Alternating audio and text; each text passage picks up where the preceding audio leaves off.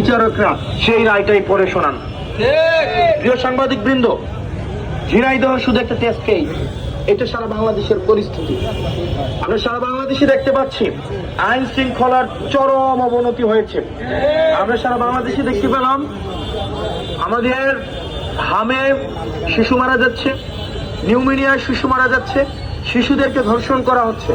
একই সাথে সাথে আমরা দেখতে পেয়েছি বিএনপির নেতারা ফোন কলে বলছে নেতৃবৃন্দদের তাদের 15 বয়সী কিশোর যুবতীদেরকে রেডি থাকার জন্য, সেন্ট্রাল থেকে নেতা আসবে তাদেরকে মনোরঞ্জন করার জন্য। যে দেশের সরকার দলীয় দলের একটা স্থানীয় নেতা কেন্দ্রীয় নেতাদের মনোরঞ্জনের জন্য 15 বয়সী নারীদেরকে তৈরি করে রাখতে তৃণমূলকে নির্দেশ দেয়, সেই সরকার শিশুদের ধর্ষণ রোধে কতটা কার্যকরী পদক্ষেপ রাখবে সেটা জনগণের মধ্যে শঙ্কা তৈরি হয়েছে। সেজন্য সরকারের কাছে আহ্বান থাকবে, ঘর থেকেই সাফ কার্যক্রম পরিচালনা করুন।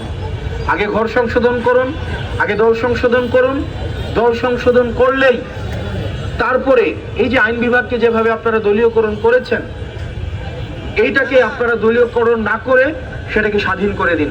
তাহলেই এই যে বিচার বিভাগের উপর আস্থা হারিয়েছে, আমরা দেখলাম রামি স্যার বাবা প্রেস কনফারেন্সে বলছে যে এই বিচার বিভাগের উপর আমাদের কোনো বিশ্বাস নাই। কারণ বিশ্বাস কিভাবে থাকবে? কারণ বিচার বিভাগ, শাসন বিভাগ, আইন বিভাগ সেটা একভাবে আওয়ামী লীগ। ব্যাংক, আমাদের বীমা আইন, ব্যাংক যে ল আছে সেটাকে সংশোধন করার মধ্য দিয়ে ব্যাংকগুলোকে কিভাবে আমরা এবং মামুরা এভাবে ভাগ করে ফেলা যায়।